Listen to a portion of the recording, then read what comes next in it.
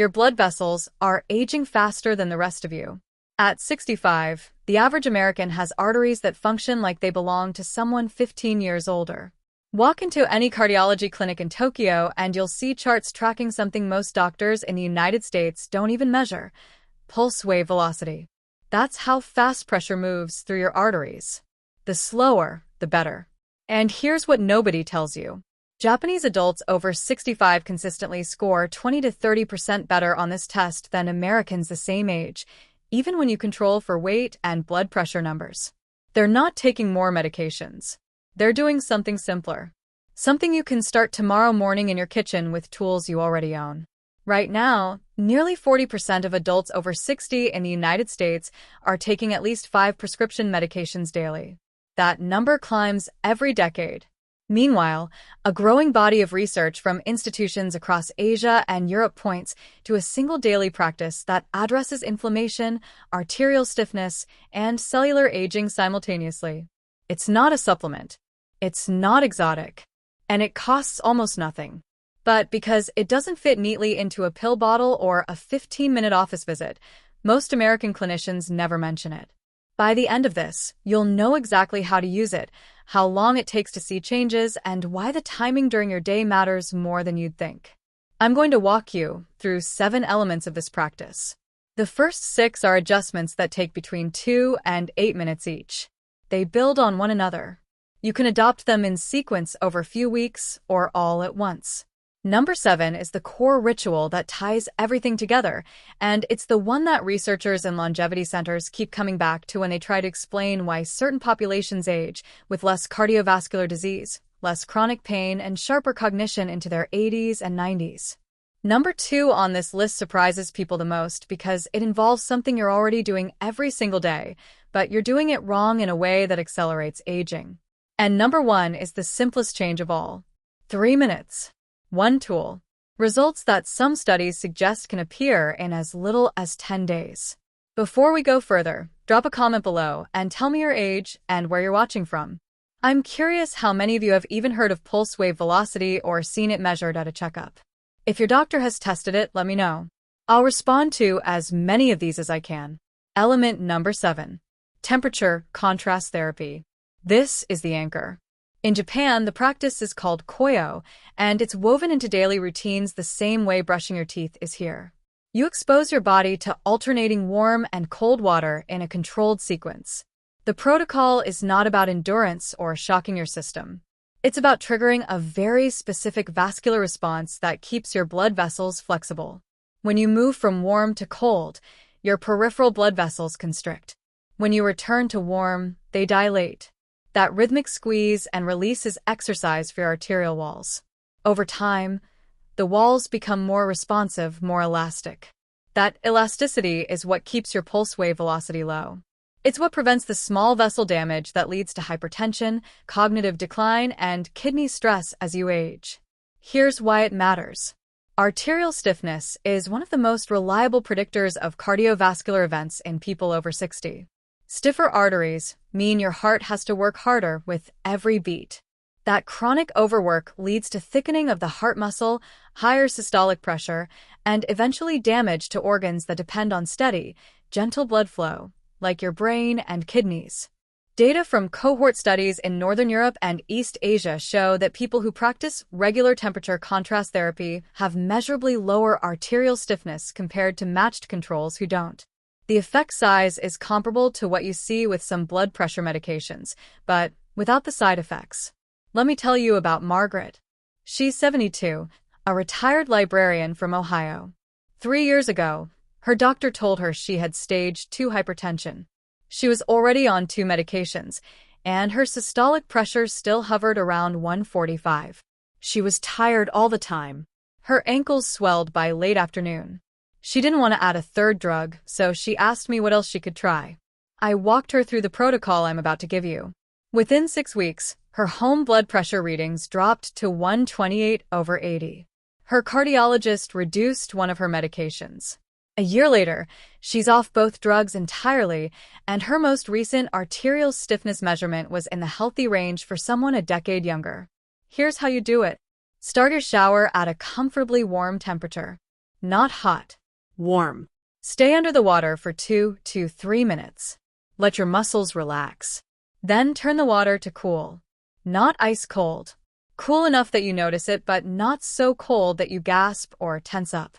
Stay under the cool water for 30 to 60 seconds. Then return to warm for another 2 minutes. Repeat the cycle 2 more times, always ending on cool. The entire sequence takes about 8 to 10 minutes. Do this every morning.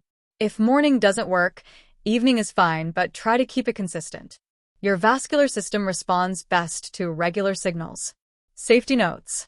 If you have uncontrolled high blood pressure, a history of stroke, or any heart rhythm disorder, talk to your doctor before you start.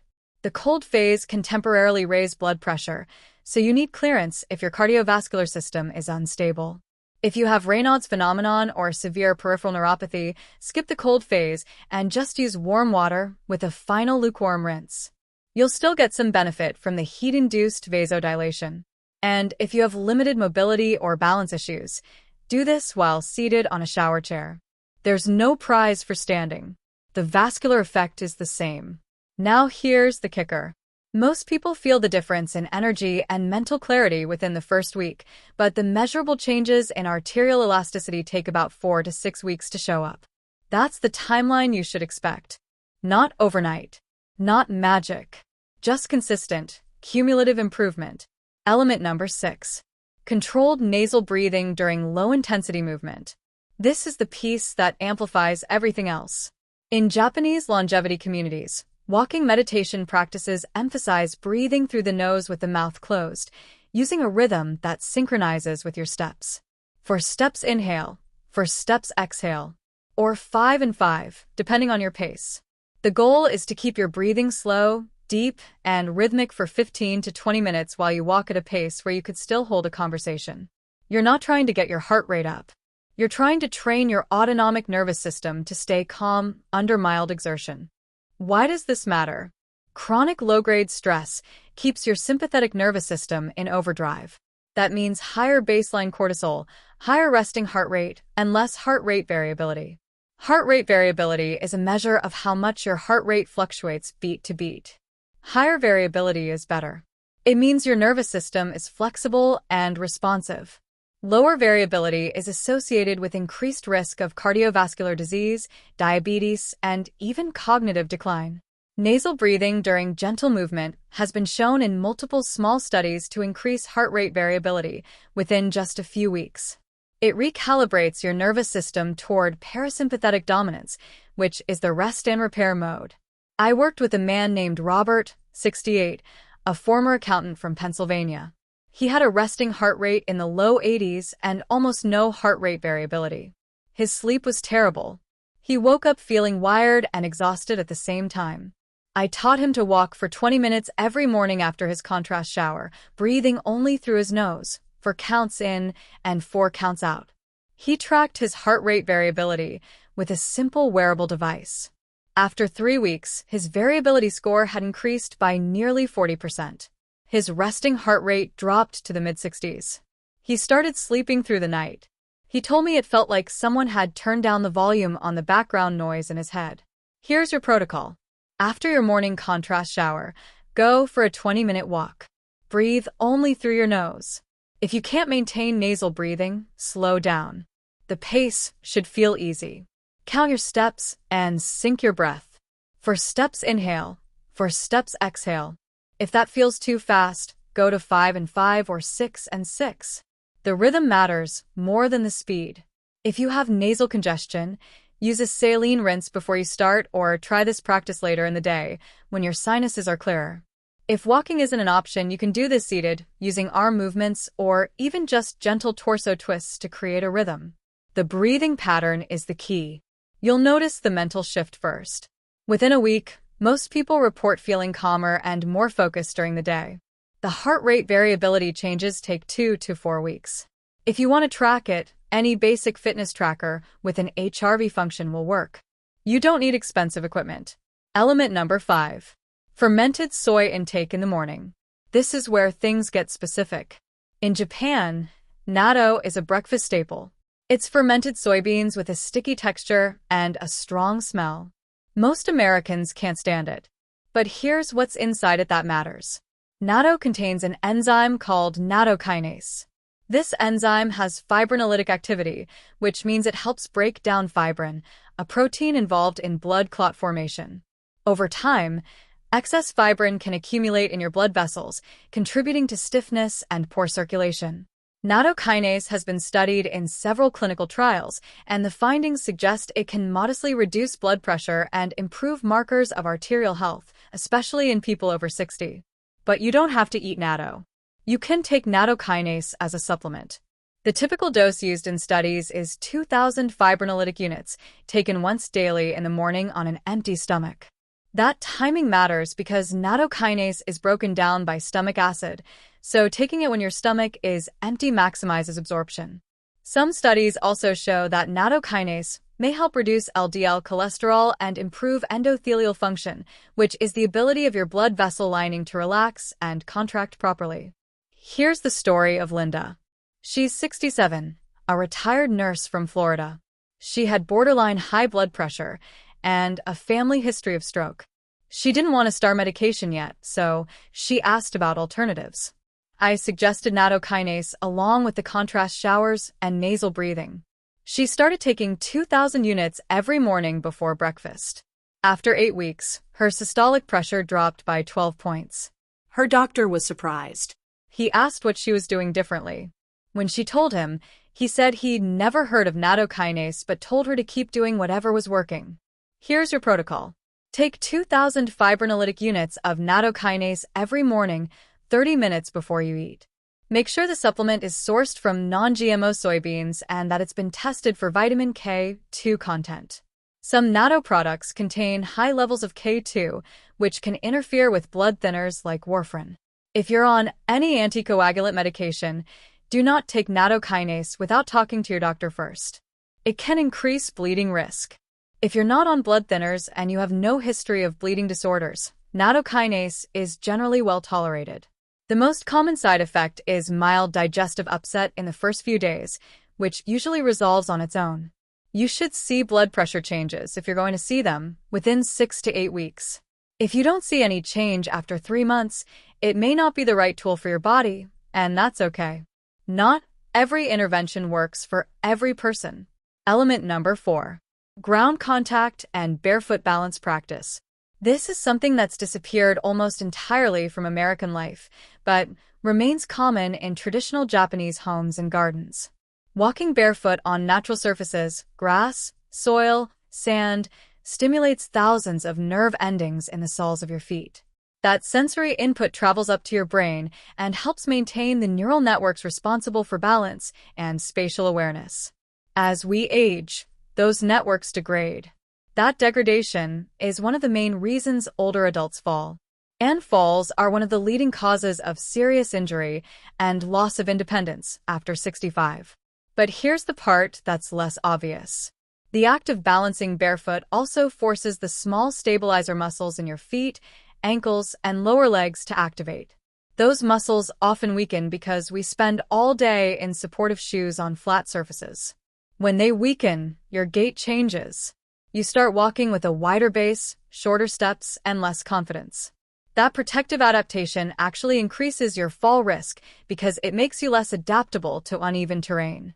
Research from institutes studying aging and mobility has shown that even short daily barefoot balance exercises can improve proprioception, reduce fall risk, and in some cases reduce chronic pain in the knees and hips.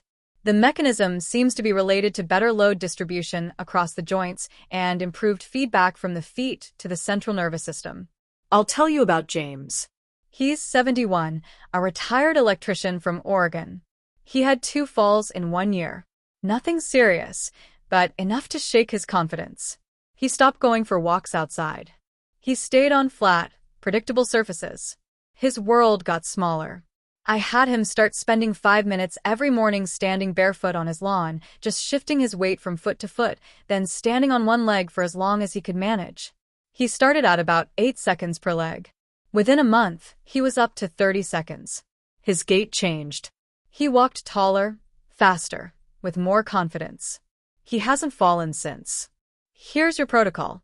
Every morning after your walk, take off your shoes and stand barefoot on grass, dirt, or sand.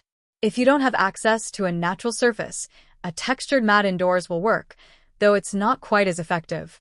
Start by shifting your weight side to side, forward and back for 1 minute. Then stand on one leg. Use a wall or a chair for light support if you need it. Hold for as long as you can, aiming for at least 10 seconds. Switch legs. Repeat 3 times per side. If you can't balance on one leg at all, start by just lifting your heel off the ground while keeping your toes down. That's still a balance challenge. Do this every day.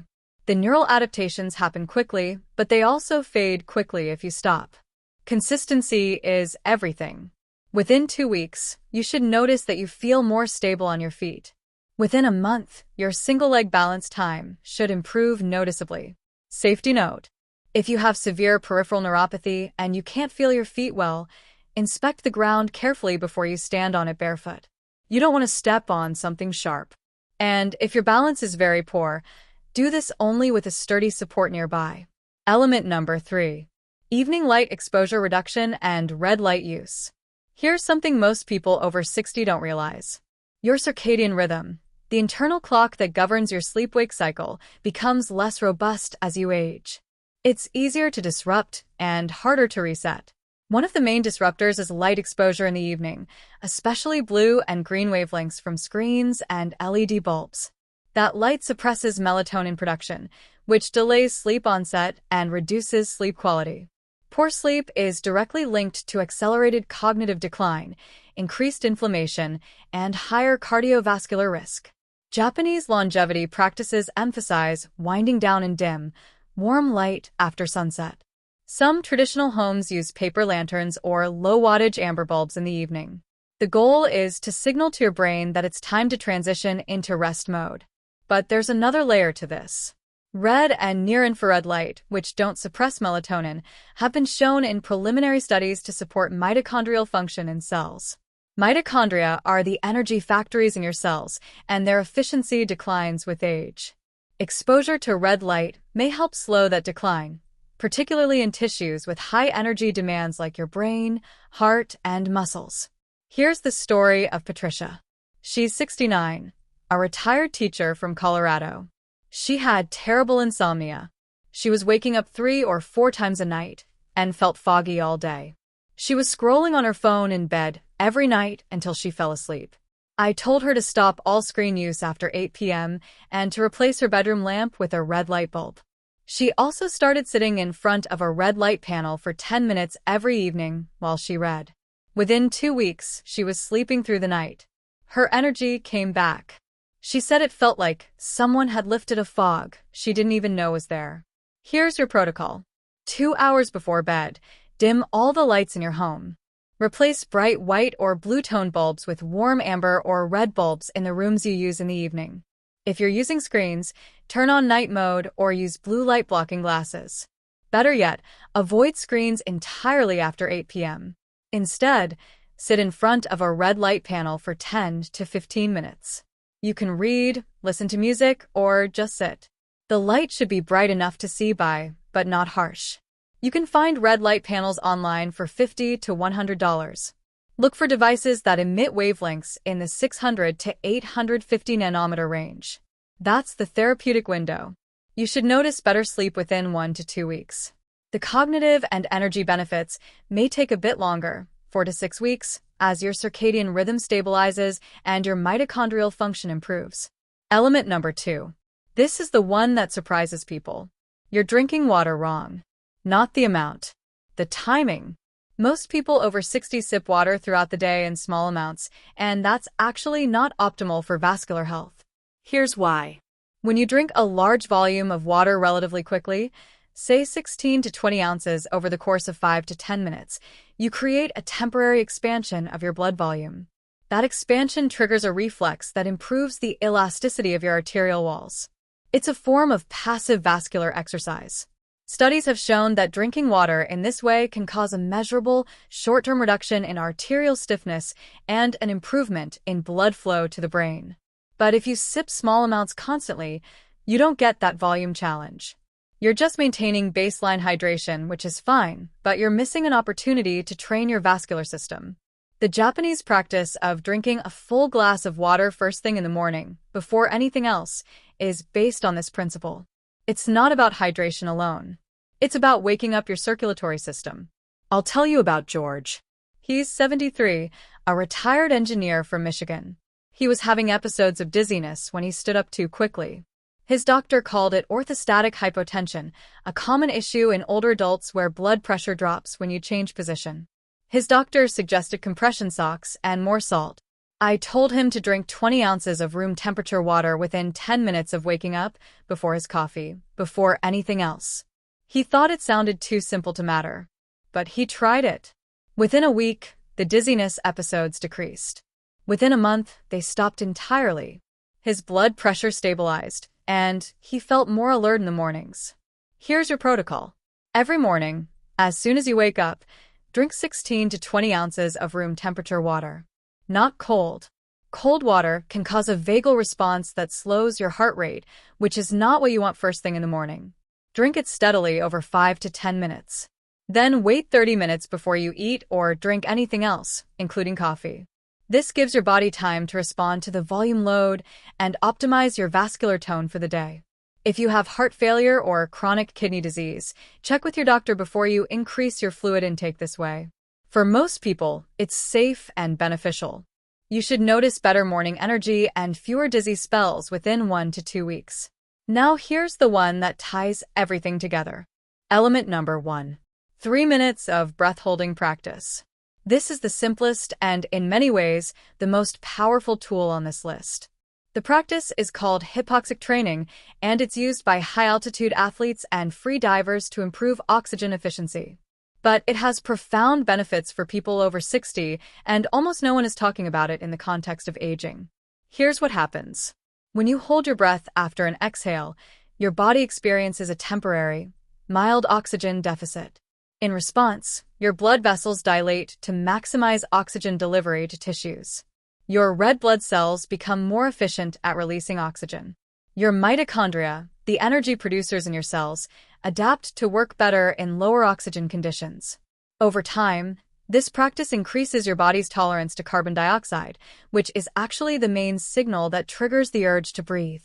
Higher CO2 tolerance means you can stay calm under physical stress, your breathing becomes more efficient, and your oxygen delivery improves even at rest. Studies on breath-holding training have shown improvements in endothelial function, which is critical for vascular health, and increases in hemoglobin oxygen saturation efficiency. There's also evidence that it stimulates the production of erythropoietin, a hormone that promotes red blood cell production, though the effect is modest and not clinically significant unless you're doing this consistently for months. Let me tell you about Susan. She's 66, a retired accountant from Texas. She had chronic fatigue. She couldn't walk up a flight of stairs without feeling winded. Her doctors ran every test. Everything came back normal. I taught her this breath-holding protocol. She did it every morning for 3 minutes. Within 2 weeks, she noticed she could walk farther without getting short of breath. Within 6 weeks, she was hiking with her grandchildren. She said it felt like her body had remembered how to use oxygen properly. Here's your protocol. Sit comfortably in a chair with your back supported. Breathe normally for 1 minute. Then take a normal breath in, not a deep one, just a regular breath, and exhale completely. After the exhale, hold your breath. Don't breathe in. Just hold. Stay relaxed.